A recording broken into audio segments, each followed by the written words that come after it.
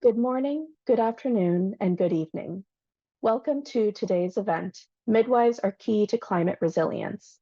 Today's event is hosted by the Wilson Center's Maternal Health Initiative in partnership with UNFPA.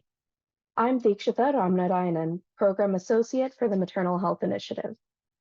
The Wilson Center is a critical source of nonpartisan foreign policy research and analyses, where we work to tackle global issues through independent research, open and honest dialogue, such as the one we are holding today, and actionable ideas. The Maternal Health Initiative covers a wide range of issues related to global health and gender, and we look to focus on the intersections between foreign policy, gender equity, and global health, particularly in maternal, newborn, sexual, and reproductive health.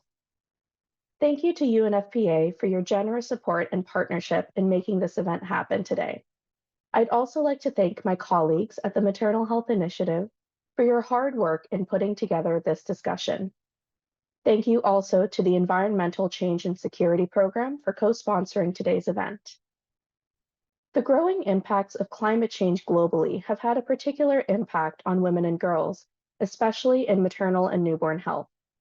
Research shows that hotter temperatures can lead to pregnancy complications and can cause or worsen adverse maternal and newborn health outcomes. Climate-related disasters such as flooding and wildfires also impact access to quality health services and weaken healthcare infrastructure in the long term. In recent years, we have seen midwives serve as first responders when such disasters strike, providing safe and effective health services to pregnant women and their newborns. Midwives also present an opportunity to build climate resilience as the impacts of climate change grow in the coming years. Our speakers today will discuss how midwives can be a vital climate solution, as well as share stories from their own experiences delivering services on the ground during times of crisis. Following the panel discussion, we will allow time for an audience Q&A session. If you have questions for our panel, please put them in the chat box directly below the live video on the event webpage, and our team will present them to the panel during the audience Q&A portion of the event. You can follow the conversation online on Twitter or X at Wilson_MHI and with the hashtag Midwives for Climate. That's Midwives, the number 4, and climate, or with the hashtag MHDialogue. Now, without further ado, I'd like to introduce our moderator for today's event, Geeta Lal. Geeta is the Senior Technical Advisor for Maternal Health and Midwifery and the Global Midwifery Program Coordinator at UNFPA. Geeta has worked closely with the Maternal Health Initiative since its inception 15 years ago. We are beyond grateful for your support and constant efforts to ensure that midwives are central to our work and discussions. Geeta, the floor is yours. Thanks a million, Deekshita, for those very, very kind words and introduction. And a very good morning, good afternoon, good evening to everyone who has joined this discussion today. And we really have an exciting panel today on midwives being key to climate resilience. Just a few words about UNFPA. As you know, UNFPA is the UN's Sexual and Reproductive Health and Rights Agency.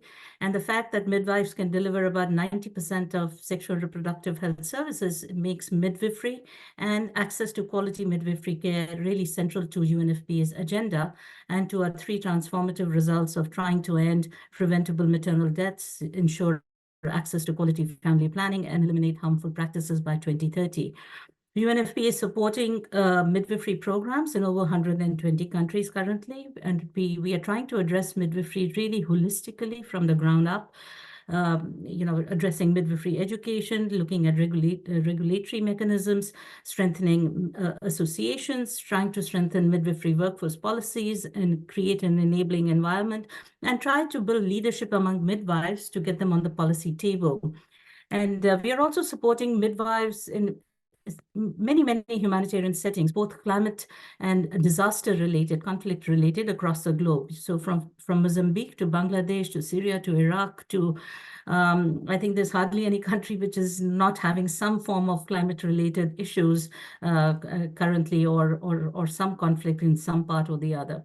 Coming to today's topic, we find that humanitarian climate-related disasters have almost tripled in the past decade. And Deekshita just gave you some insights on how it's impacting women's health. And if you look at the World Meteorological Organization and UN Office for Disaster Risk Reduction, in the past 50 years, in the past few decades, natural hazards caused by extreme weather conditions accounted for 50% of all disasters. Now, that's a serious statistic. And 45% of all reported deaths, 74% of reported economic losses are being caused by climate-related issues. So climate change is something that is here to stay, and something that we need to really, really seriously address in, really across all sectors, and including maternal newborn health. In country after country impacted by natural disasters, what we have been seeing is that midwives have been on the front lines and are standing strong within their communities. And they have been fulfilling the dual role of both providing humanitarian aid to pregnant women and the baby, but also being part of the, being the affected parties, because they belong to the same communities who are being impacted by, by climate change.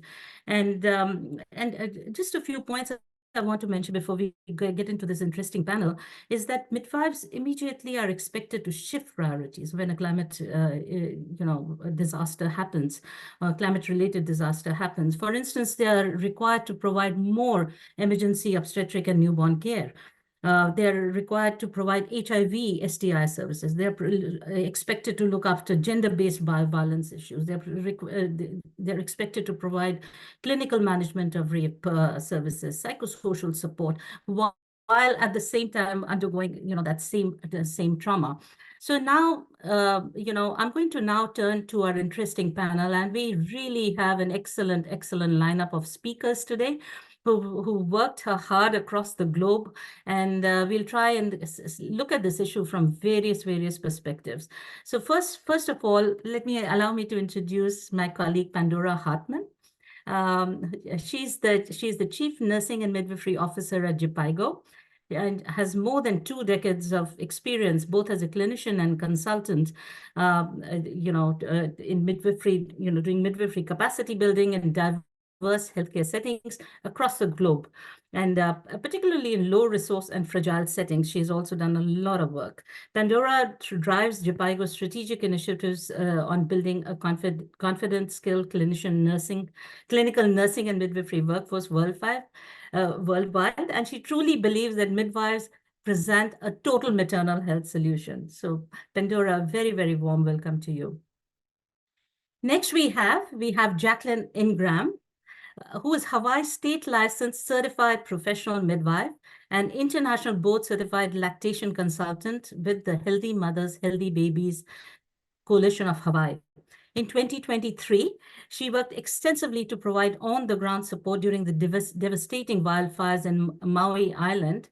Jacqueline's organization, Healthy Mothers, Healthy Babies Coalition, works with public education advocacy programs to improve maternal, child, and family health in Hawaii.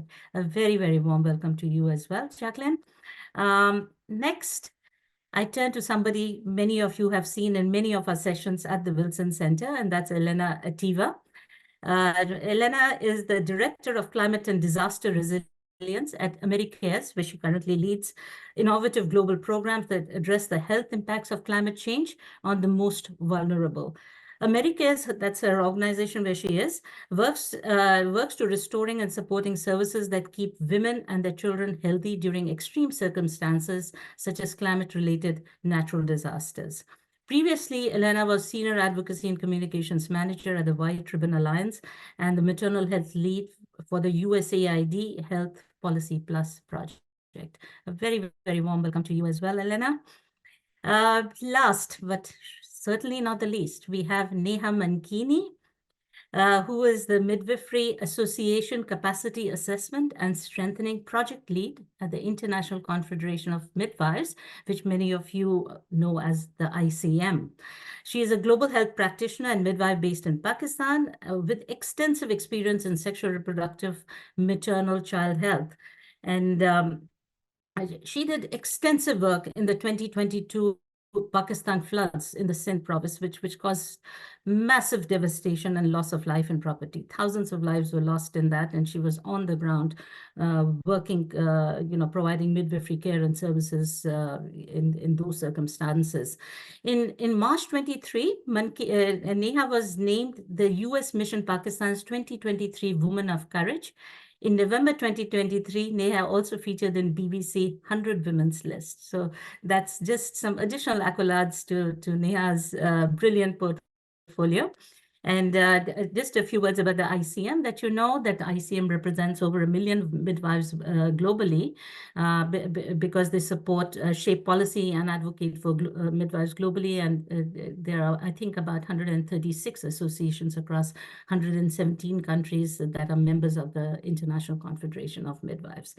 So now, just before we get into a really interesting discourse with these brilliant panelists, I would like to just remind the audience that you can submit questions that that Deekshita mentioned at to the panel via the chat box below the event video.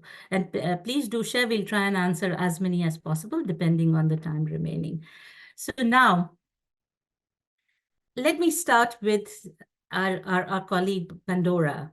Pandora, this year's theme of the International Day of the Midwife was Midwives, a Vital Climate Solution. Now, we all know that midwives, provides services and help in delivering babies and do so much more around sexual and reproductive health.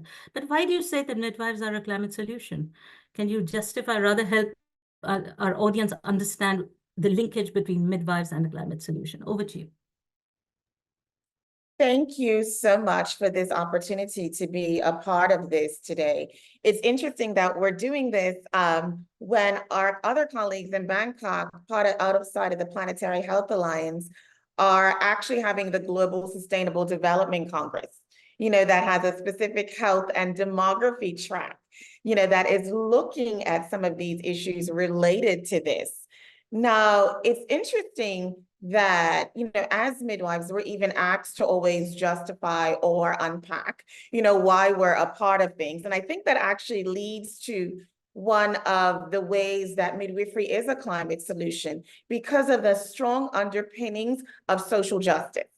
When you look at midwifery as a profession going back to time beyond, there's always been that piece of strong advocacy that goes alongside midwifery advocacy. We look at midwives as advisors. We look at the quest for midwives continuing to educate, like on modern issues, which this is becoming a part of, and just the fact that we're trying to embed midwives everywhere. So you see, already that begins to be a bit of a perfect match, not to mention some of the practical pieces that are a part of midwifery training in the very thought process. More sustainable use of equipment and resources. And, I think of that massive delivery trolley that's got 50 things on it, where midwives are often taught to pack it right back. So there's that really practical piece. And then that broader social justice and policy piece, which midwives are really, really trained to do. And when we're looking at these issues, midwives as a climate solution, I think it behooves us to look at midwives in the mitigation pieces of this, and also midwives in the adaptation pieces of this whole climate challenge, as well as we will get into, I'm sure, a little bit more, because there's differences around that, and also midwives' ability to navigate from the bedside where we're doing more of the case advocacy, one-to-one patient families, going to more of the class advocacy that midwives at different levels are able to do, which, when we think about class advocacy, that's more of a almost a policy political approach that looks at health system strengthening, and what midwives can do to actually change the system and shifting influence on larger organizations and communities, and looking at advocacy as a catalyst. So you see, midwives too were well positioned from the bedside to the boardroom again to really get into this intractable issue of climate, while also being very aware, I think, as a solution to climate change, that as midwives are really becoming more and more strong about separating the two. Because what has tend to happen is you say midwives as a climate solution, but people begin to talk about midwifery as a climatarian solution, which becomes problematic because the two are merged. We're climate issues as well when we're looking at policies around decarbonization of hospital systems, reduced, looking at patient flow. That's, direct impact on the climate aspect versus the humanitarian disaster. Of course, we know there's a relationship, but also midwives really being able to unpack the two as distinct pieces, where with our case advocacy and our class advocacy, we can dive into what is needed for midwifery to be a part of everything. There's an issue, I think, for every midwife practicing, that she can delve into along the range of these issues as well. And as back to that social justice and advocacy, we're well positioned. As a start, lots to say on this very amazing, intricate topic. Everybody can do something. Yeah. Thank you so much, Pandora. You raised some very interesting points, actually, which frankly never even struck me.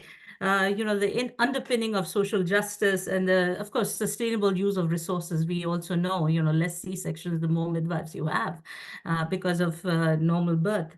But this whole issue of case and class advocacy and how they are advocating to really drive those solutions, to mitigate the impact of climate and the issue of social justice. I mean, from that lens, I think those are really interesting perspectives. So thank you so much. Thank you so much for that. As you said, that there's a lot on that can be done, and ICM actually has a toolkit that they've developed, which is on their website. So now let me now turn to Neha after this. Neha, you have done extensive work with midwives in primary healthcare settings, as I understand, in Pakistan, and you were also heavily engaged in the response to the flooding, as we mentioned while introducing you. So why don't you tell us your story? What did you see on the ground? What was the condition that you found the pregnant women in? And how did you and the midwives deliver services in these difficult circumstances and some of the challenges you faced? It's a lot, but we want to hear your story. Over to you. Thank you, Geeta. So I try to paint a picture because I think more than anything, it's just such a good illustration of what is the difference between what is and what can be, especially when it comes to midwives and how they can provide care and what their role can be.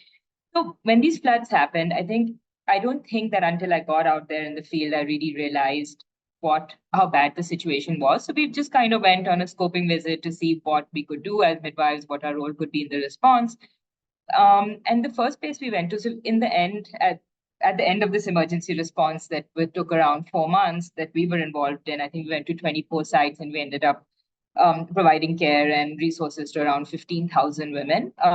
But the first one we went to this community to speak to pregnant women. And I met this postpartum woman. She was returning to she was living in a temporary tent and she was returning from giving birth. And she had a newborn with her. And she said, what would have been a 15-minute drive or on a motorbike on something for me is now a 3-hour boat ride because of the destruction that has happened in the infrastructure. So, so my first thought was that this is what's happening to the postpartum process, which midwives consider so sacred. Like, this baby should not be in a boat right now in this dirty flat water, not knowing what he's going home to. But this was how bad the infrastructure was damaged. And we had a team of 2 midwives. We thought we wanted to provide birthing support and clean birth kits to displaced women and community supporters who could support them at their birth. But when we got on ground, we realized that the need in this crisis was so much greater. There was almost no health services. for women on the ground. And then they had also lost their homes. So there was a need for birthing services. We did prenatal care. There were newborn feeding challenges, postnatal checkups, birth spacing, abortion care, reproductive health infections. There were so many women who needed referrals. There was sexual violence. And adding to that, obviously, infectious diseases, which are also common in climate disasters, malnutrition. There was a whole spectrum of needs. And as midwives, we could meet a lot of those needs. But I think the other thing, as I mentioned, it helped us think about was the flip side. What could have happened to this community if there was a pool of well-resourced, supported, and trained community midwives, as that's the model we use in Pakistan, and how the disaster unfolding would have been very different. And just another example I wanted to share, which makes me think of the importance of community-based care, is that this is when women are displaced, they experience a lot of loss of continuity of care, obviously, while they're pregnant. So we were providing care to many women in many different contexts. And one of the worst experiences for us, and for not really for us, we were just providing care, but for the women who were experiencing it, I would say, is displacement camps, which is the situation now of many women who are climate displaced. So we met this woman. This is a case of which kind of stuck with me. We met this woman who was pregnant. She was pregnant with twins. I suspect that she had malaria because the twins we checked, they didn't look so great on what we were doing a fetal well-being checkup. And we thought it was important that she was able to access a referral site. And we were able to arrange for an ambulance for her, but she didn't go. She said, look, I live in a tented city. I don't know anyone here. I'm away from my community. I'm away from my neighbors. I have nowhere to leave my other children. And I don't even know this place that you want me to just go and give birth. So I'm not going to go. And she left and we never saw her again. And this is just, this is a story of one woman. But now when we talk about climate migrants who move because they've lost their land or they've lost their source of livelihood or some kind of climate emergency, another community that I work in where all the fisher folk community, but all the fish are now gone. So when you see climate migrants who move because they have to, not because they want to, a lot of their stories are very similar of what happens to them in displacement. So this is just a bit of what we saw in the floods and what we continue to see as we continue to work on climate. Thank you. Thanks a million, Neha, for painting, for sharing and painting that picture with us. We could literally visualize what you went through and how difficult the situation was. And, for highlighting the issue of these displacement camps and humanitarian refugees or climate migrants, as you call them. I think we underestimate the distress. It's something remote unless, you're seeing it firsthand or if you're part of it. And really the total devastation, the lack of transportation, the total decimation of health services, I think those are very, very serious concerns. And I think everybody feels helpless. But I'm sure there are things that can be done through better preparedness, just because of the frequency with which we are seeing these kind of disaster happen in the world. But we'll come to that question a little bit further down the panel, and we'll come back to you in a bit. So now my next question is to you, Elena. Actually, before we go to Elena, let's go to Jacqueline. I think that would be even better. So from floods to wildfires. Jacqueline, you were heavily engaged in providing on-the-ground support to the wildfires that erupted last year in the island of Maui. Again, a very, very really difficult to visualize, and those kind of wildfires we are seeing all across now, right, in several parts of the US in particular, and in several parts of the globe. So how did you ensure that pregnant women receive the care following the fires, and what were some of the challenges that you faced? Over to you. Thank you, Geeta. Yes, well, I feel fortunate that in my early career of midwifery, I had the opportunity to do some disaster relief work with some of my midwife mentors, such as Robin Lim and Erin Ryan. And that included work with tsunamis as well as earthquakes, such as in Philippines and in Haiti. And so I feel like that preparation helps to know, kind of what you could go into. And to paint a picture, it would be different than how Neha was describing, because Maui is a rural island. We are an island community, island state. And And so, you know, you have to think about the infrastructure as well to get there. And they already were suffering an OB shortage on the island. There's only one hospital, only one road really all the way around. And so when I knew that we needed to go and have midwife friends in that community, which we did not hear from, you know, basically the whole town was decimated, and really just overnight. So at first, everybody was trying to get tourists out because that island does get a lot of visitors. And then when we had made the effort to come in with Healthy Mothers, Healthy Babies, it was shipping over our mobile clinic, which is solar powered. So it's another way that could be really innovatively used in a sustainable way.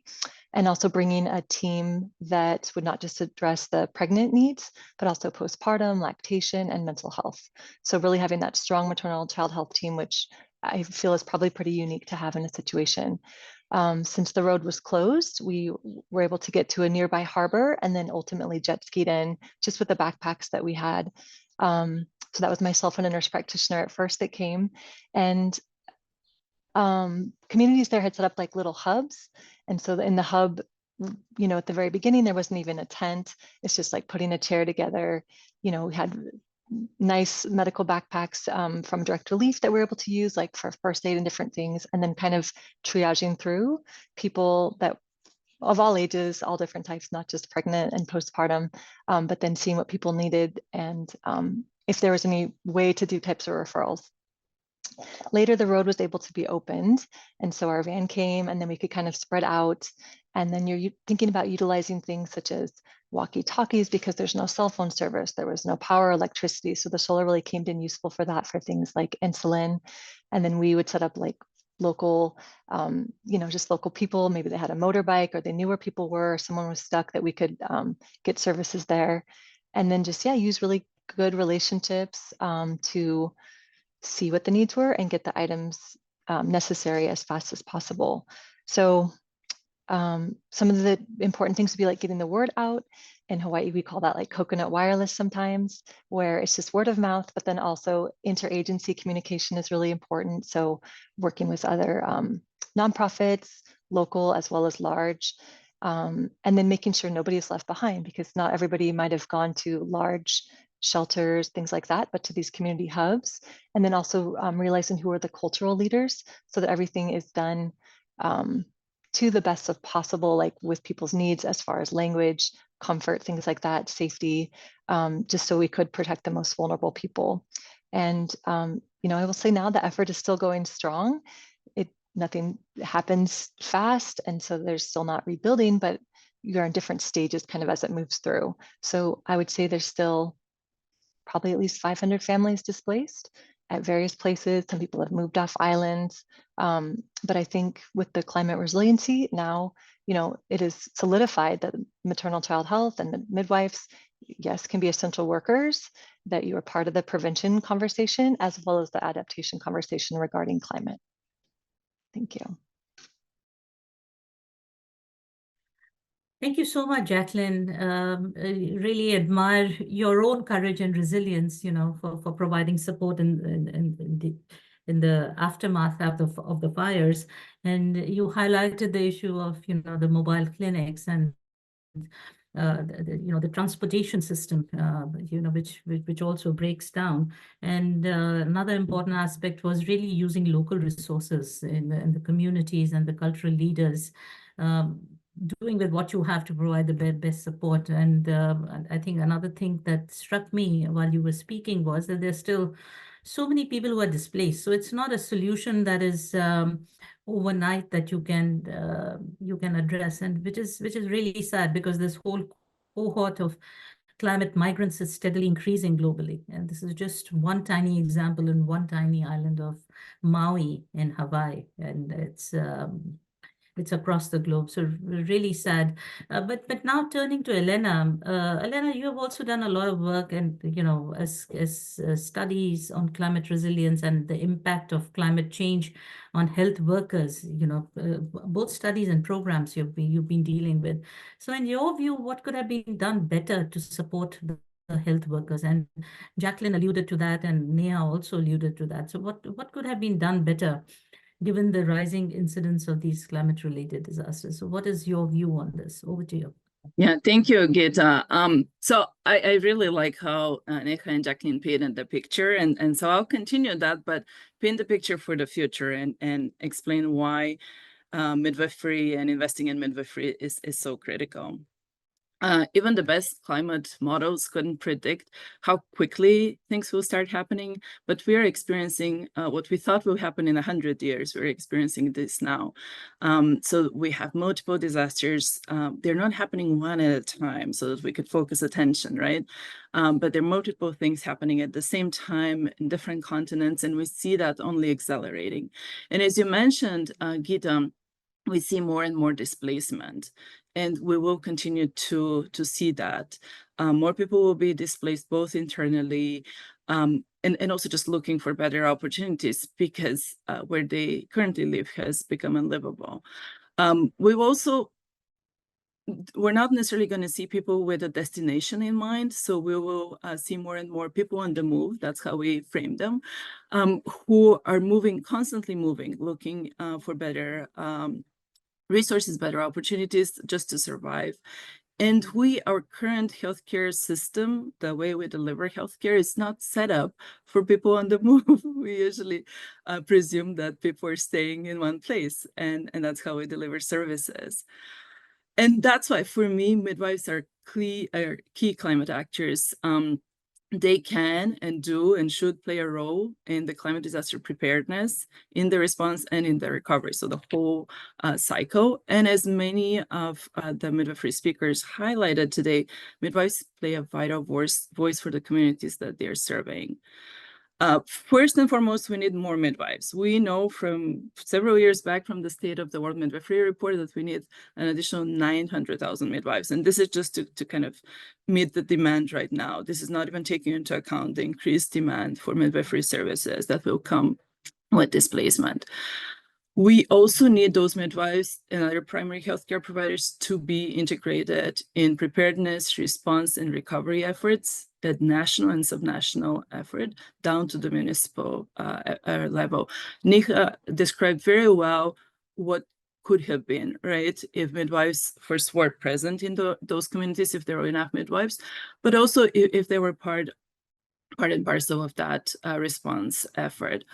And at the very, very basic level, just for preparedness, just one example for preparedness I would give is for example, we have heat action plans. More and more cities are developing heat action plans.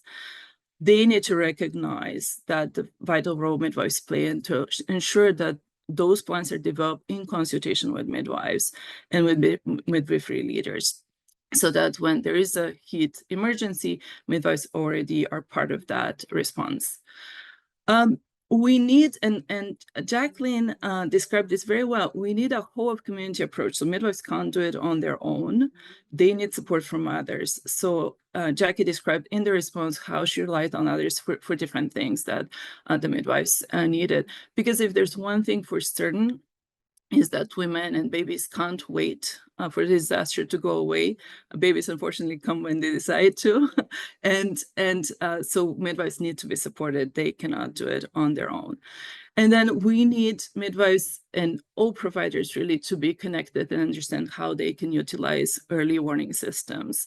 This is life-saving information. And the UN's push now for early warnings for all really underscores the inequity in what is currently available and also the need for better integration. Over to you, Gita. Thanks a million, Elena. I think you highlighted some great points, and I think one point that you underscored is the increased engagement of midwives in the preparedness-based response, of course, and also in the recovery phase, and how to have a full community approach and get them engaged in all these areas. But so we've heard from you, but I would like to now turn back to Neha, and Neha. Because you were there on the ground, and what, in your view, was the support you felt was missing, where you really felt that, oh my God, this is so basic. why didn't we think, or why didn't anybody think of it, or this could have been done, and how could we have been better prepared? Of course, things happen very suddenly. There are things that one just can't do. There's despite best efforts, you can't predict 100%. But so over to you. What are your thoughts on this?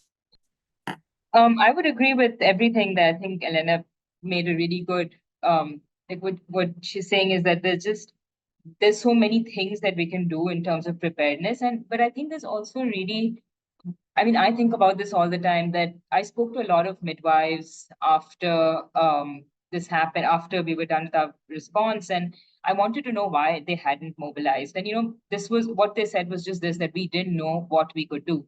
We didn't know we didn't know how much of our scope of practice we can actually get out. Do we have the mobility to get out there and do this? We don't have the resources. We didn't know how to do the response. We wanted to be part of it. We know exactly what it is, but we didn't know what to do. So I think a lot of it is around giving midwives what they need, the tools that they require, but also a lot of what we've been talking about at ICM, and this is why this is why we started talking about climate for IDM this year, is also because there is a really important need in talking about knowledge equity around what is actually happening with the climate crisis, and what happens to maternal and neonatal health as a result of it, because a lot of midwives and a lot of the communities that they serve don't actually know what the connection is. So I think when there's all of this data coming out, there's a lot of research coming out, but we need to work to make sure that that information actually gets to the communities, to midwives, so that they know what they can do with it. Like, they know what the vulnerabilities are, and then they can work around that. And also, just one more thing, that there's a need for prioritizing. What I saw on ground was that we need to prioritize health system strengthening, so that the health system can handle shocks. Because like Pakistan, I think this health system in Sindh collapsed because it was already really, really weak. So everyone's already malnourished. The system is already breaking. So it gets one bump and it falls. So just to add to the resilience of the healthcare infrastructure, as well as the resources, so that they can survive climate shocks. Thank you. Thanks, Neha. So, you're highlighting the importance of education of midwives around humanitarian issues. And I think, as UNFPA, because we have programs on the ground, this is something that we are also realizing, and trying to train more and more midwives around the minimum initial services package around humanitarian, really get that cohort ready so that they can be deployed, so an emergency happens, so that that cohort of midwives who are familiar. Of course, the midwives who are already there are providing those services, but in addition, sending these midwives, and the resilience of the health system, to better resilience, knowing that these things are happening. So thanks for that. And Jacqueline, now, your quick response on what could have been done better, what support you felt was missing, which was like a no-brainer. So what would that be for you? Well, first, I just wanted to say one of the things I think that was really essential from being an early responder was to build trust in the community. And that has been a great asset going forward, that we're able to now have more of a presence there, and then continue seeing people aside from just the disaster stage like that. And there's the different stages like that. So when in the early days, it's basic things such as, we might not think about carrying cash, but if there's no power, there's no way to get money. If there's no money, there's no way to pay for medications, things like that, unless you were to have already essentials that you need. And that's hard to predict when you're not seeing, you don't know like who will be there. Also thinking about things like languages, and especially, in a country like here where there is a wide variety, making sure there's people that could translate, or, to the best of the ability. So you are also providing good care, and making sure that people are well understood. Lactation is another thing that is essential. I'm not only saying that as a IBCLC, but I think people want to donate different things sometimes. Let's say by formula, we're going to save this whole thing, without thinking through the sustainability issue of that, that it could worsen or ruin, in some cases, a mother's supply, as well as take away something that may be like her lifeline, and kind of decreasing her stress to help increase the oxytocin. It really does come back to love. I feel like that too. And that it's something when you're filling in these gaps to care that could be what exists between the medical system, midwifery, maybe from a hospital base to being in the community is, leading by example. How would you want to be treated in a situation like that too? And so if you come back to that, that will always like fill your cup, that you have the motivation to keep going and doing it because you'd hope and want that somebody would do the same for you, no matter the situation like that. Obviously, basic training additionally would be great, like Neha mentioned. And I would add on to that, like domestic violence training. That's something we've really seen an intake in going forward. And as well as like forensic examining, because I think after disasters, there is you could also see an increase in gender-based violence. And so just having tools available for that. So again, you've built trust with the community by, being in there. That people know that you're a safe person to go and talk to. They're not going to be judged. You're going to be treated with dignity, respect, and they won't have to retell the same thing over and over. And so I think, again, that mental health piece is so important. That's something we kept going at some of the hubs into even December, was having our licensed mental health counselor there. Just, we call it talk story. People can bring the kids, sometimes it's just getting a hug or petting a dog. But other times they may, break down and cry, and just moving through that process, you're not rushing it. And I think that could really help prevent future issues as well. I'm sure there's much to go on this topic, but I will pass it back to you, Geeta. Thank you so much. I mean, you mentioned simple things, but actually they're very tough if you haven't received the training, about, say, mental health counseling or addressing gender-based violence in these settings, which tend to see an increase. We also saw that during COVID, those GBV cases went through the roof, and that's with any kind of in any kind of disaster setting. So thank you for those really interesting points that you just made. And now I would like to turn back to Pandora. Pandora, as the chief midwife at Jipaigo, and given your vast experience of working in so many multiple settings, including humanitarian, what sort of policies do you think we should be asking governments to support that can protect midwives during climate-related disasters and displacements? Over to you. Thank you for that, Geeta. It's a very interesting question that I think needs to be really addressed and tackled. Like, we have some great examples right now, both in Zambia and Côte d'Ivoire, of working with the midwives within the organization and the association to have actually been a part of this climate action plans at a national level. And so from a practical perspective, what's happening and what we're advising to happen on the policy level is multifactorial. We mentioned domestic violence, for example, right? We've all mentioned the mitigation and preparedness. Well, think about the provider in domestic violence. When we talk about policies and laws that ban, maybe even protect the midwife as provider if she's a case reporter. Right? Let's think about the safety that also needs to be engendered for the midwife. If we think about SGBV in climate and disaster, sometimes things have statutes of limitations, right? Statutes of limitations, very specific things on reporting and collection and what it looks like. So maybe these are the policies that we need to look at, and how can we loosen, adapt, shift the policies to protect some of what we know will happen.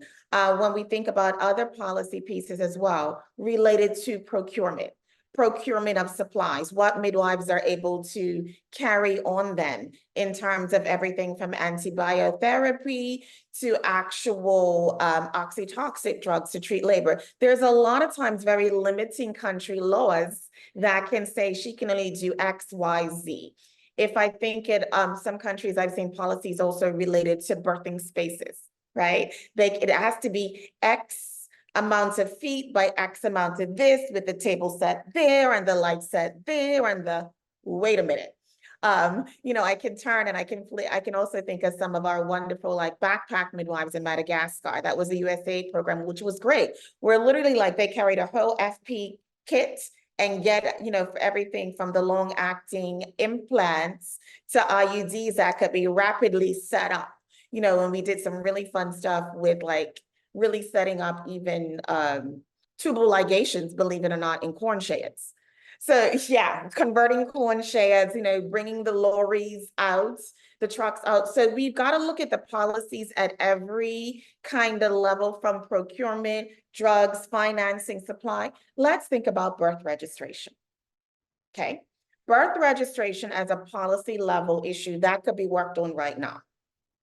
I'm sure Jacqueline and Neha both, and you know, some of my experiences as well, we're delivering wee ones who are stateless, placeless, because the birth registration laws say it has to be registered XYZ.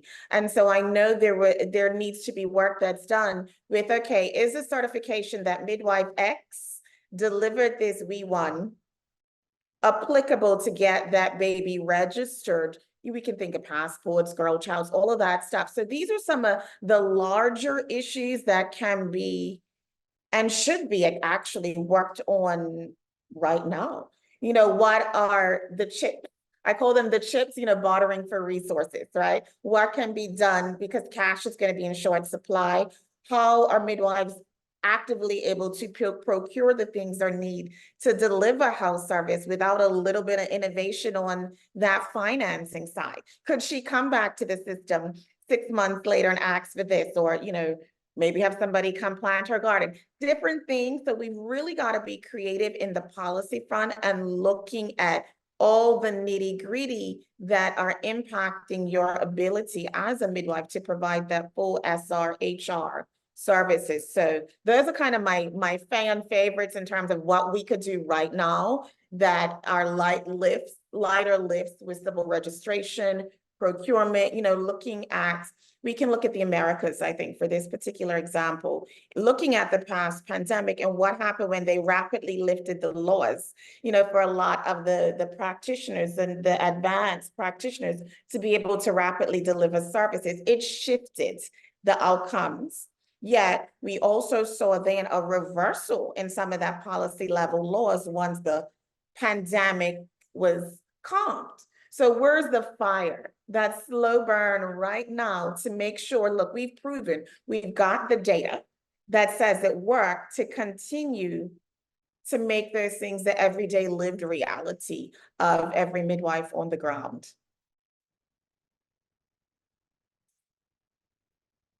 And Dora, it's always so amazing listening to you, you know. It's, you know, you come up with such thought-provoking insights. You know, so listening to you, that policies are needed at every level, which is very true. And you know, your last bit, which really resonated with me, where you talked about lifting the laws, because if the midwife in a humanitarian situation is the only one left on the ground while others have left the country or escaped, then, you know, what about the scope of practice? You know, so you are, you know, they're doing things which are technically not in the scope of practice and doing it well because they're the only providers, and the situation ends and you go back to reversal of laws, you know, so thought-provoking things. And I think that also gives us, you know, that should give us some kind of an impetus to really look at the scope of practice holistically of the midwife and see, you know, I mean, if it's working in the worst kind of setting, then it will definitely work in the best kind of setting, right? So, so these prohibitive laws and restrictions on what a midwife is allowed to practice or not allowed to practice, or even prescribe drugs, you know, so those things really need to be looked at. And I think that this humanitarian settings should be something that gives that should drive that work, possibly, you know, because we are trying to improve the policy environment you know, for overall midwifery. I think so that's really a thought-provoking point that you made. My next question, I think we've covered various aspects of, you know, the humanitarian scene from on the ground to policies to support. Today, innovation seems to be a big buzzword. Everybody's talking about innovation, you know, so innovation for quality, innovation for scale up, innovation, the funding is also available for innovation. But what innovation? So what innovative practice, and this is my question for the whole panel. Anybody who wants to answer, just just let me know and I'll pass the floor to you. So what innovative practices have you utilized or seen midwives utilize during a climate-related emergency, and what support, funding, or programming is needed to expand these efforts? So anybody can answer the whole or part of the question. So it's open to all of you, to the entire panel. Who would like to go first? I can Just go. raise your hands. Okay, Jacqueline, over to you. 1 minute, Thank you. 1 minute. Okay. Not more. All right, we'll make it fast. I think this is, like you're saying, something that's changing every day. A big one for us has been point of care items. So that's like rapid testing for STIs. That's another thing, just coming out of the pandemic, we saw that those have definitely been on the rise. And I think that is the case worldwide. So just people might not know something that, that they have. And then that way they're able to get the information right away. And then by having something like the mobile clinic, I do feel like the future of care is community. You're able to treat on the spot like that. Another one we've utilized is mobile NST devices that work wirelessly. Now they won't work in areas where we don't have something like Starlink. So we're always trying to think of different ways like that. And also the point of care ultrasound. After the fire, there were some people that was the first time that they knew they were pregnant, or if they were farther in pregnancy, seeing the positioning of baby. So that was really useful. And then I think will be future innovations coming up with transportation, and the importance I see behind that too, especially in island communities, is not just inter-island travel, but intra-island travel. Because when the road is down, if you don't have a helicopter, some way to get a plane or a boat, what are things that we're really thinking outside of the box for that? And I think that technology is just around the corner too. Thanks, Jacqueline. Who would like to go next? Anybody wants to respond? I can comment. I think so in our work at ICM, we work with a lot of associations who have been doing innovative things, and a lot of it is around things that Jacqueline has mentioned. We do work with midwives on a lot of self-care stuff, so point of care work. They do a lot of mobile community midwifery. So we've had midwives go on mobile boats, we've had midwives go on mobile vans, and any form of transport, and just get to the woman if she needs any kind of care. But I would actually even take one step back and say that there is a lot of technology that we can use or that's coming out. But I think that I would say the innovation is actually in being a little bit more supportive of the kind of traditional knowledge that a lot of midwives and communities have. Because, just one example is I work in an island community, which is experiencing a lot of intense heat. And they have like their own early warning systems, as Elena was mentioning also, that they have their own early warning systems. They know, and some midwives who have been, or traditional birth attendants, even who've been in the community, have seen for many years what is happening to women as a result of extreme heat. So I think part of the innovation is actually just going back on some of these things that I think is intrinsic knowledge that we can kind of use going forward to the benefit of midwives.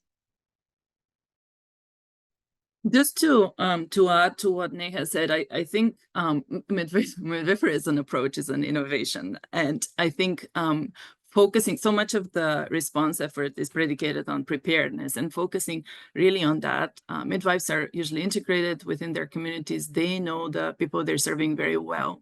They know who they are, they know where they live, they know in what circumstances they live.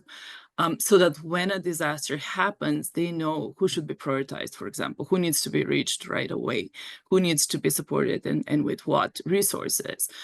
So they can actually direct a lot of that, right? Anyone coming from the outside, they should be going to midwives and really to primary healthcare providers to ask who is most in need, who needs to be prioritized right now. And I think this by itself is an innovation, right? I think also just thinking of climate change as a social determinant of health, and approaching it this way, and treating it as one more thing to ask maybe at intake, to consider, what people are experiencing. And as Neha said, there's so much climate adaptation that's happening at primary healthcare level, midwives leading the charge on that. And we need to be learning from that, because this is something obviously that's working, that, these are innovations that the midwives have discovered.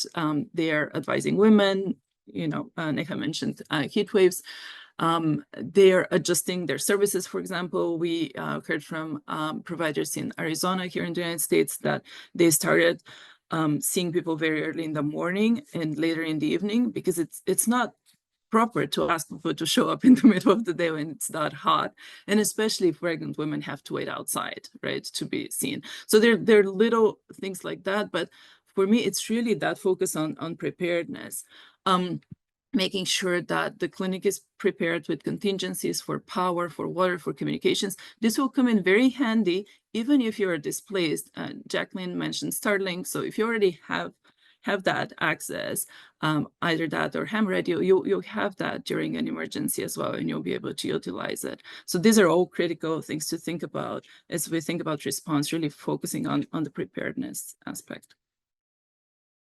And I'll jump in really quick. No, financing.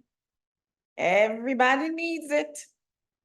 And so really questions around how financing is sourced outwards. To really sit back and ask all interested parties, what is the flexibility of the different funding mechanisms that are out there? No money is free money. Everything's tied to some strings, right? Impact, reports. But I do know that a lot, this is actually quite recently, I sent midwives in a lesser resource West African country an opportunity. And they were like, Dr. P, love you, but we're not going to do that because it's too much work. For these small amounts of money that they're giving, the reporting structures that we would have to undertake make it not worth our time. Interesting, right?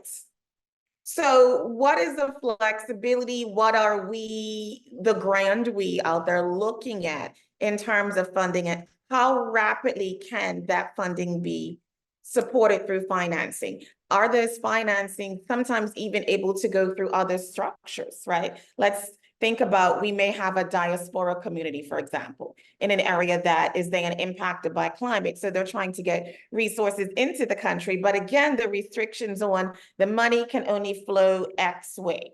And I do understand that some of this has to be in place for like the anti-corruptive measures. But on the other hand, the smaller amounts with all the strings and the inability, to use some of the diaspora communities or there's other mechanisms is impacting on the ground. And it's not something that we often talk about, like ways to work through and around that. But that was really interesting the other day. They were like, seriously, it's not worth our effort. So we need I'm trying to actually pull away from the word innovation on a personal note, because so many times the word innovation, we're still tying it to technology for midwifery, right? When innovation is really just as different ways of approaching a problem and thinking about that and encouraging all of us as midwives to think about what we already do, because we're pretty good at being practical. And really even putting those forward when calls come out for innovation and financing, all that, to realize that the simple thing that you do in and of itself can be an innovation. Yeah. Thanks so much, Pandora. I think, again, very interesting thoughts. It's what is innovation after all? It's a different way of doing something more effectively, something that has some additional value at a more reasonable cost, and the financing bit and the traditional knowledge bit. And Elena, thanks for saying that midwifery approach in itself is an innovation. It's because they understand, and there's a lot of climate adaptation that has been going on for centuries, maybe.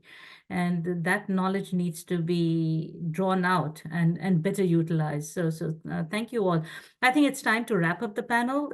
We could go on discussing for days now. Just one, I'm going to give everybody 30 seconds each before I hand over to Sarah for the Q&A session. Just in 30 seconds. what can we do to help midwives be better prepared to handle the next climate emergency? I'll start with Jacqueline. 30 seconds. Okay, sorry to be fast here.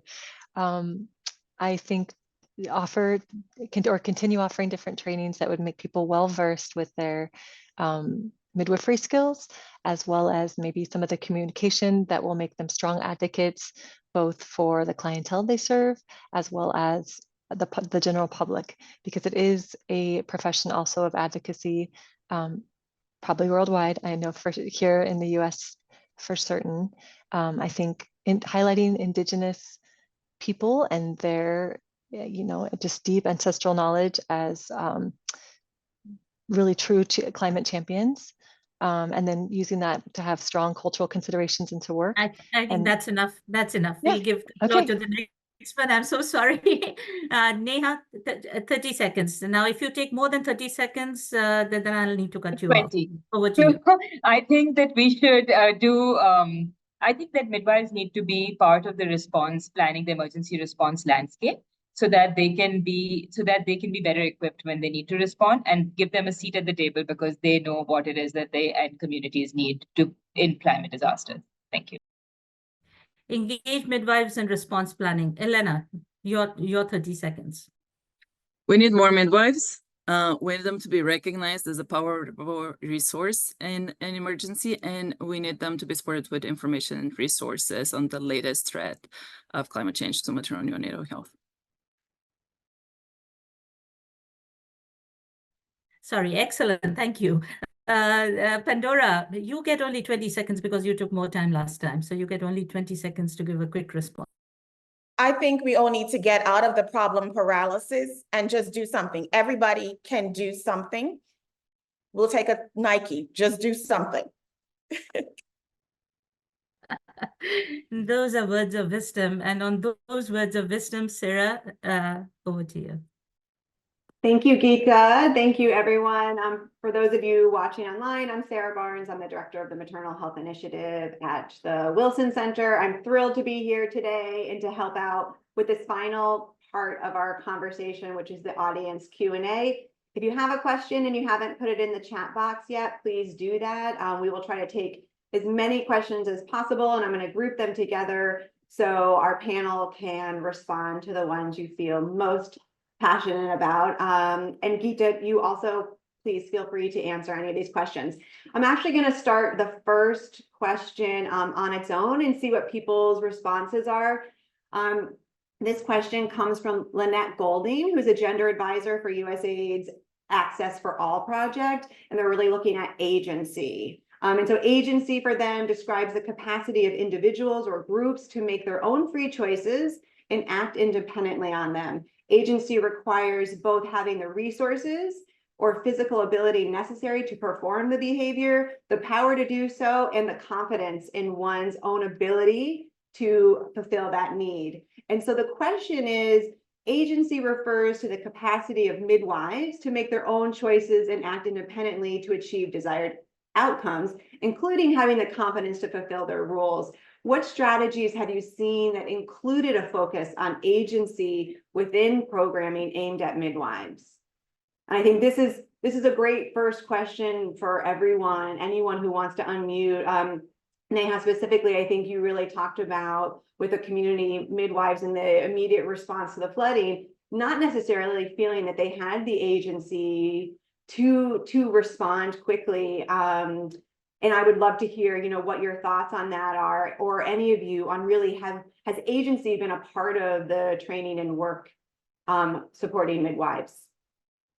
That's question one. So I think that's a really great question, because I think this was something that came up with the midwives that I spoke to, that they didn't have the confidence and they didn't have the agency.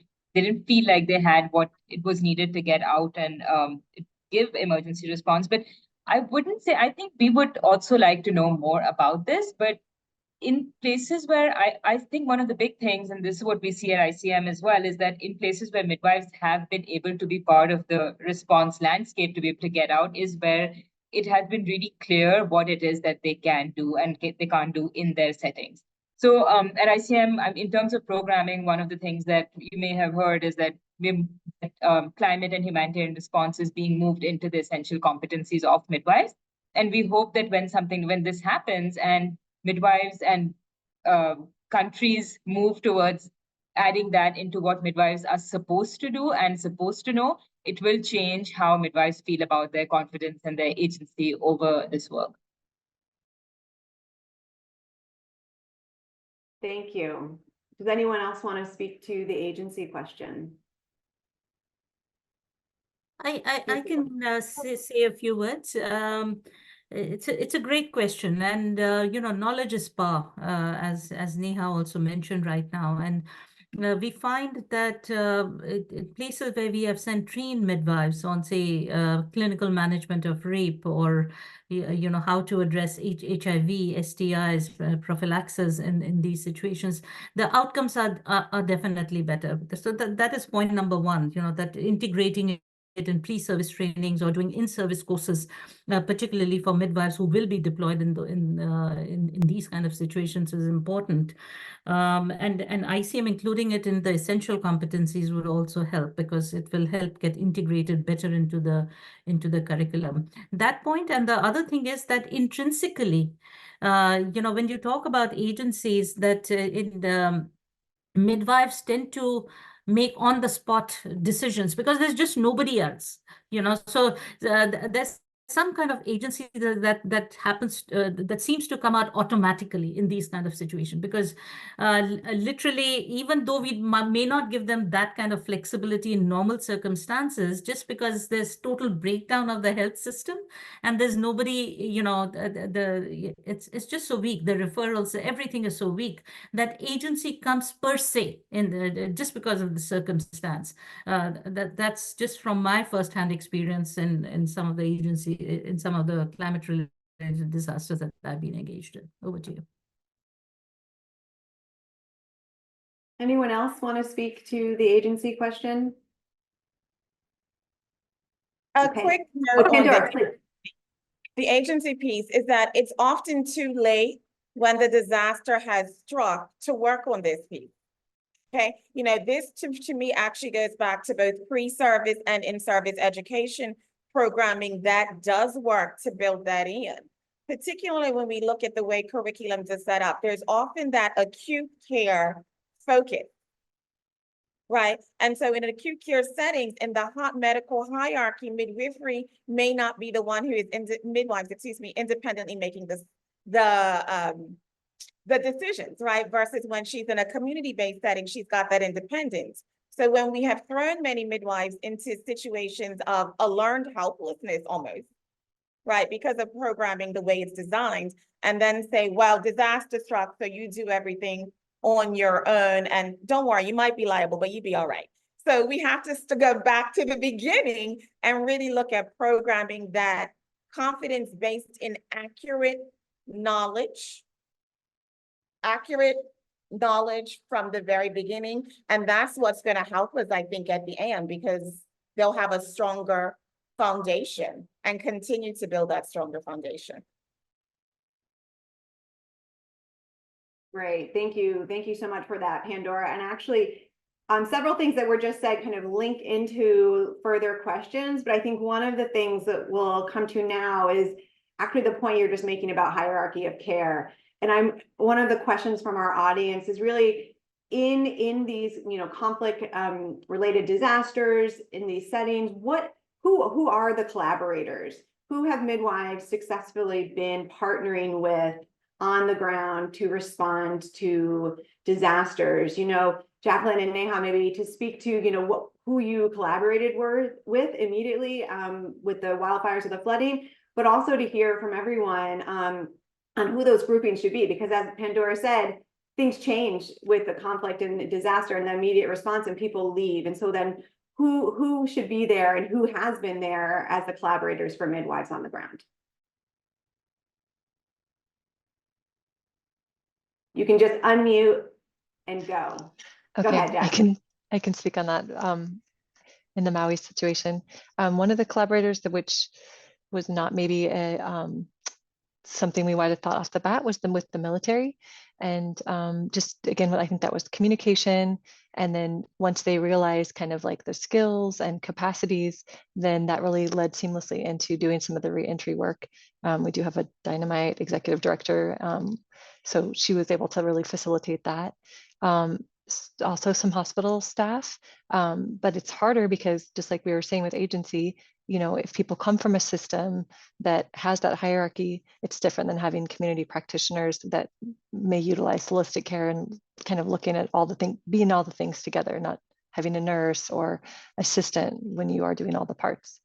And then also just, yes, community leaders. So you're identifying who that is. You know, is it somebody with a motorbike? Is it the older uncle that is feeding people, you know, that you're seeing who you get the information from? And then, you know, months later, even maybe years later, they'll still be the leaders.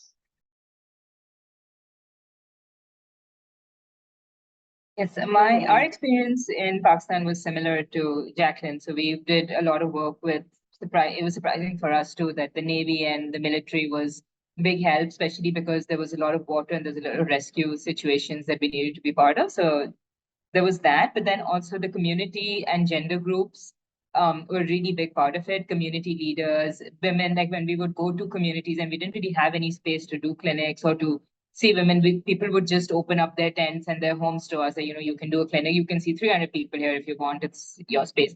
So the collaboration, most of the collaborations were at the community level. And another stakeholder, which I thought was really interesting, was the media, which was again surprising to me that the organization that I have, small, very small, tiny nonprofit, and it's run entirely on donations. And I think the reason I was able to do this much work was because there was a lot of highlighting of the work of midwives in the media, in local and international. So I think there was a lot of high resource mobilization because of that too.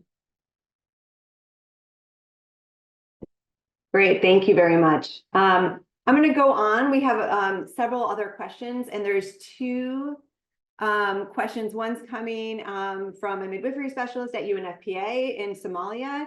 And the question, and these two are related. So given the increasing impact of climate change on vulnerable communities, particularly in conflict affected and low resource settings, how can we better integrate climate resilient strategies into midwifery education and practice to ensure that midwives are equipped? And I know we've talked about this some already. And second, where have you seen best practices in ensuring that midwives are a part of national climate action plans? What are some examples of policies that would ensure that midwives are empowered as frontline workers? Any thoughts? Does anybody have a great example of a best practice or an example of when midwives were actually included in a national climate action plan?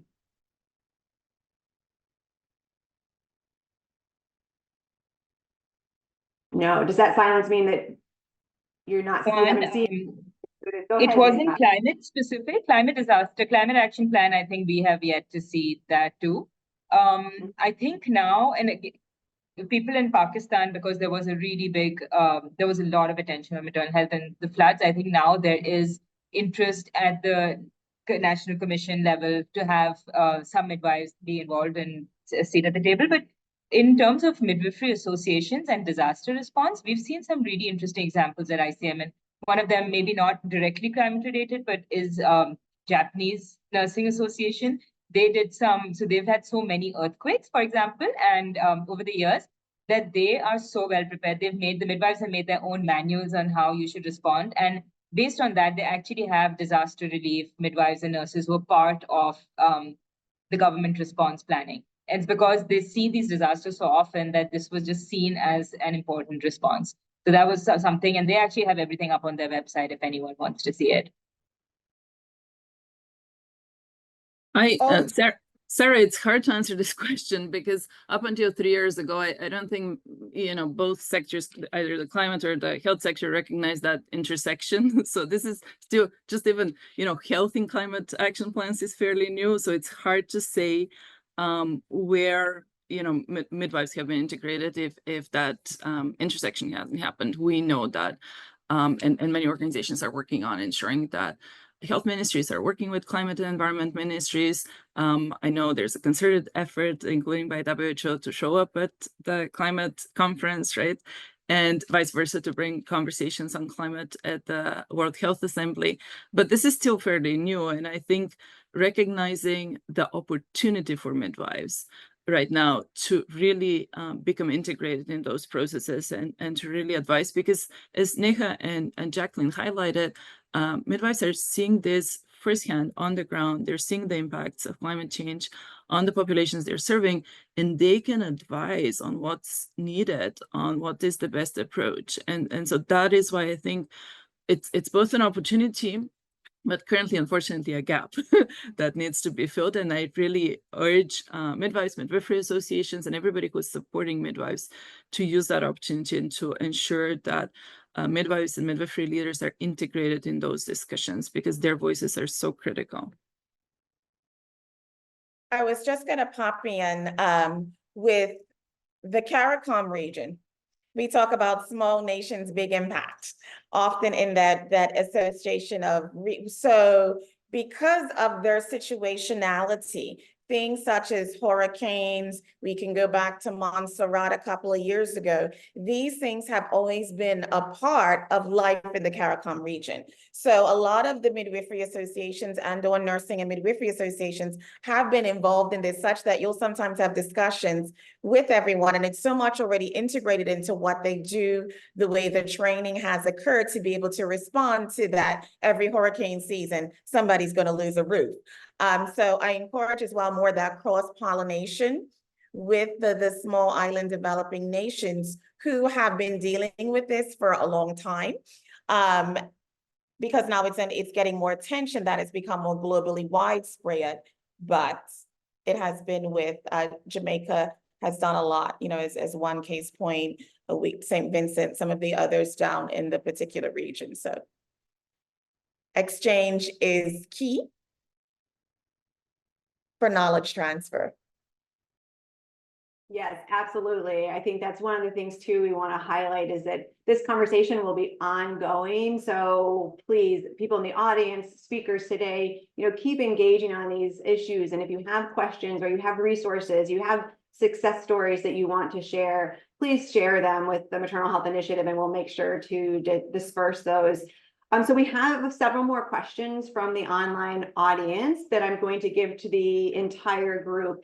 And the first one is, if the whole panel could really speak a bit more to the impacts of gender-based violence and the increases in gender-based violence that are seen after climate-related disasters, and how this has directly impacted the communities that you work in, as well as you yourselves as midwives and the other midwives that you're working with, because it's gender-based violence, mental health is the other question. These things don't only impact the women and communities that you serve, but they also impact the midwives themselves.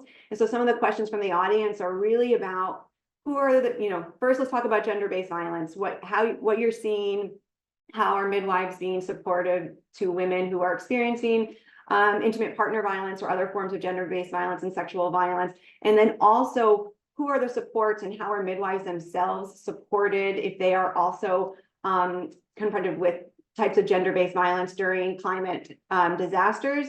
And then the second piece is on mental health and how are midwives really working with communities related to their mental health and referrals for mental health services, as well as who's supporting midwives and midwives' mental health, given the vast number of things we've talked about today that midwives need to deal with post-climate disaster.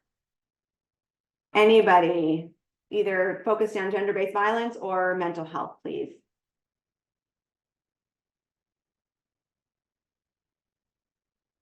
I'll go ahead and start that. I think with the gender-based violence, it's getting the message out there that midwives are more than dealing with pregnancy and birth, which that may still seem like that to the public, and depending where we are. So that goes back to the education, having the skills to be able to facilitate really sensitive care, as well as have the right communication so that person still feels safe and empowered in the moment, and then how they're taking that feeling going forward. I think including mental health does always have to be part of the conversation as well. I do a lot of research on barriers to mental health screening, but specifically with maternal mental health, and there is no, ideal universal screener. But one of the barriers I do see is people might not know what to do with the information. So, or maybe they're only looking at depression, but not PTSD and anxiety. And those are other issues that come up with disasters and climate-related emergencies. I can also say a few words, because UNFPA's response in most disaster, climate or conflict-related emergencies is linked with psychosocial support. So we also provide a lot of safe spaces for women.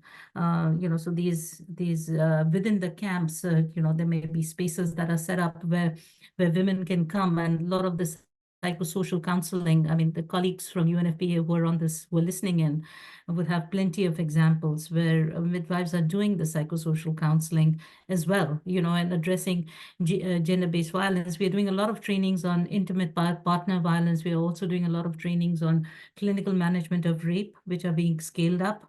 In several countries, and doing cascading trainings on these, which come in handy. But mental health is not such an easy issue.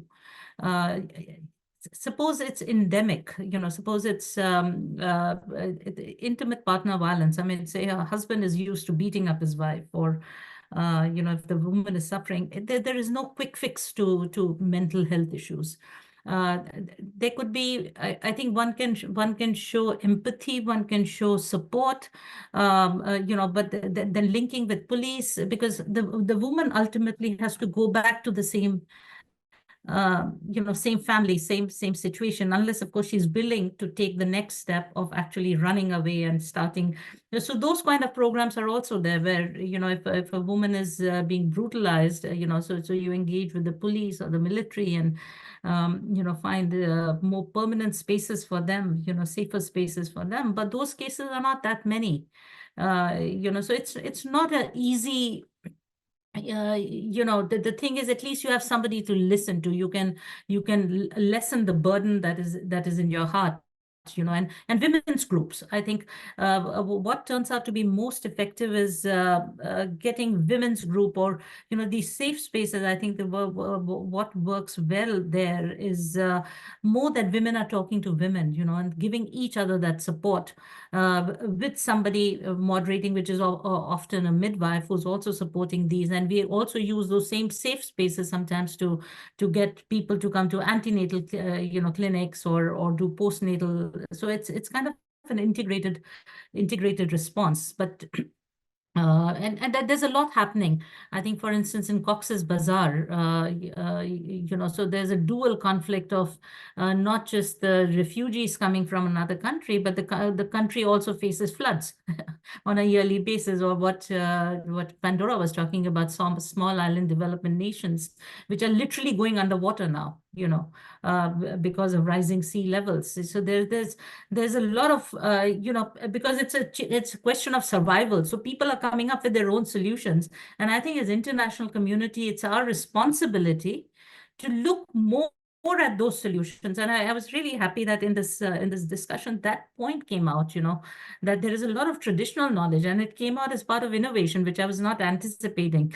That really, why don't we harness the knowledge that comes out? Because for us, we are talking right now, sitting in nice offices and talking, but those people are actually facing it. For them, it is survival, do or die. And when it's do or die, solutions come out. So we need to track that. And I would really encourage even colleagues listening in, if you have that knowledge, share that with us, so that we can compile that and move it forward and use that knowledge. Thank you. Great, Geeta, thank you. Neha, go ahead. Thank you. So one thing that I think both the responses kind of highlight, is also important to I think just be very cognizant of how midwives are affected by one, as responders, but also as part of communities. So a lot of the midwives that we met had already, they had so while they're trying to serve, they also have lost their homes and their livelihood, and they're sleeping on top of like their roofs. And so I think, and it's hard in that situation to also put the onus of someone else's mental health on that midwife. So in that situation, I don't actually know what the solution would be, but we do try to integrate some resilience building and self-care work in the kind of preparedness trainings we're working on. But the other thing that I thought was interesting, and again, adding to what Geeta already said, is collaborations with women's groups, which I personally found to be really useful because they were very well positioned in the community. Like I think just the first, because gender-based violence also takes so many different forms. Like one thing that we saw in Sindh a lot in the floods, and now because of climate change and heat and a loss of livelihood, we continue to see it is climate brides, in which girls are getting married very, very young because of climate and so livelihood loss, and just as a transactional form. And community members were doing, I was surprised by how much work they were doing to stop this early age marriage, early and forced marriage in communities, in flood communities. And also, just the first day we were out there was a women's group we were working with who was able to stop this episode of sexual violence in a displacement camp. So I think there is a lot of power in those collaborations. Thank you. Wonderful, thank you. Does anyone else have a final word on the gender-based violence or mental health before I jump to the next? No, okay, great. So I have two final questions before we'll close. I can't believe that we're almost to time. One is a continuation, just Jacqueline, you mentioned a little bit about Indigenous midwifery, and I just wanted to open to the floor anyone to really speak a little bit more about Indigenous midwifery and the inclusion of Indigenous populations in climate response. And then the second question is from Professor Pollack in New Jersey, and they ask, our research found that having a higher number of midwives per 100,000 people in countries is associated with the media holding government more responsible for climate change. What media strategies have you seen midwives using to highlight their importance? Okay, so two very distinct questions. So Jacqueline, maybe I'll just kick to you if you just want to speak a little bit more about the inclusion of Indigenous populations and Indigenous midwives, and then ask anyone on the floor if you want to speak to the media question before we close. Thank you, Sarah. Yeah, I mean, that's something that is even being brought up today in Hawaii, because there's traditional practitioners, and it's over like the language and the use of the term midwife. So there may not be one same training method or kind of knowledge sharing between different Indigenous groups, or if that looks the same as more of a Western or colonial style training. But it doesn't mean that there's not good knowledge to bring there, or that they are a strong part of the community, so it has to be integrated like that. Unfortunately, we know it's not always so. So as midwives, we can keep being an advocate between different groupings, or to help uplift their skills and really integrate together. It's a work in progress, but it's something I think that is imperative, and no matter where we are, that will be an issue. Thank you. Thank you very much. Does anyone else want to speak on the Indigenous midwifery piece? Yes. No. So I wanted to just, I think I'm touched on this briefly, but it was just to talk about how just using the Indigenous knowledge that exists. So this is something that I've been thinking about a lot lately, because just last week at the clinic that I work in, which is where in the summer, we see a lot of adverse outcomes related to heat. And the traditional birth attendant who came to visit me, and she was telling me about that she had attended a birth the night before where someone had gone into preterm labor at like 24 weeks. And she said that, I know that this is happening because of increasing heat. And I know that that's also the reason that a lot of women have increased blood pressure and lot more pregnancy losses. And she said, I know because I've just been in this space for so long. And I thought that was really interesting, because, we know now, we see it anecdotally for so long, but we now have the evidence. But there are communities, there is traditional knowledge that has been, and experience that has been seeing this for much longer. And, just the importance of respecting that and kind of taking that information and utilizing it. Wonderful, thank you. And as a last thing, can anyone speak to midwives' engagement with the media and strategies that have been used to elevate stories from midwives and successes and challenges? I can speak to that really quickly at a fun CNMO program that I designed for India, hashtag Nurse Midwife for Change. And it was actually a year-long targeted media campaign that actually resulted in a position then being occupied that have been open for the government for years. So we enacted a strategy where there was a story. In every national, federal, it was just midwifery, midwifery, midwifery, midwifery, nursing, midwifery, just the story after story after story, to the point where after a few months, people started asking, why are they always in the news? What's going on? Wait a minute, they talked about midwives on the airline announcement cross national when, we're flying across the state. So it was really bringing together all of the associations and enacting a different model altogether, getting some of the Bollywood influencers, really just looking at the packaging of how to tell the story. If we look at things like TikTok, there's some fun, young midwives on there who've got like 2 million followers. So it's using different strategies to engage with the media because the digestibility is not just what it used to be. And yeah, lots of programming, really fun stuff that we can do with that to get the graph. Thank you, Pandora. If I may Yes, comment, Sarah, I'm not surprised by those results that the professor cited because as Pandora started us today, midwives are advocates by heart. It takes a special kind of person to become a midwife. Let me just say that you're already, invested and in what you're doing.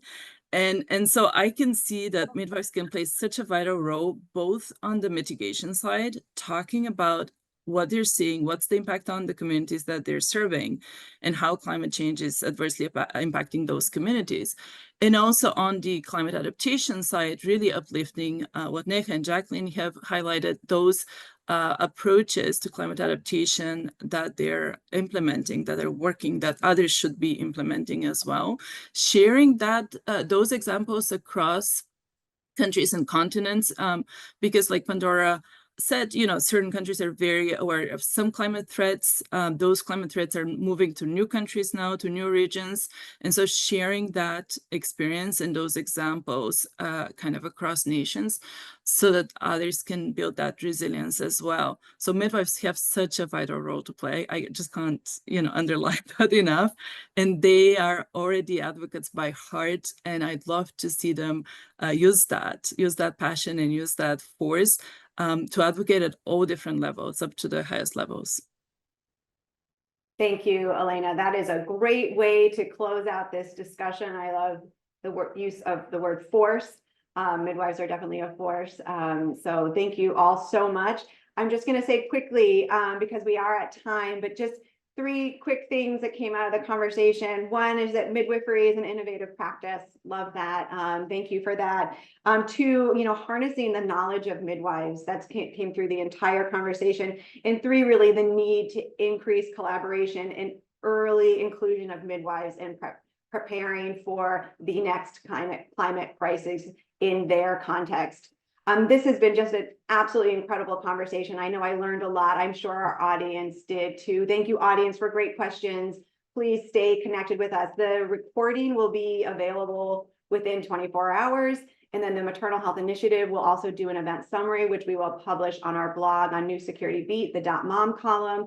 And then UNFPA and Wilson Center will work together to also try to continue these conversations and hopefully write something in the fall, taken from some of the things we've learned from all of you today in this discussion. So a huge thank you to UNFPA for making this event possible. Thank you so much to all the speakers for being here today and sharing such wonderful real life stories and expertise and excellence in all that you do. Geeta, thank you so much for being such a great moderator and supporter of this program. I wish you all the very best, and please do stay in touch with us. Thank you so much from me and Dikshita, who was here at the beginning, and everyone at the Wilson Center. Thank you.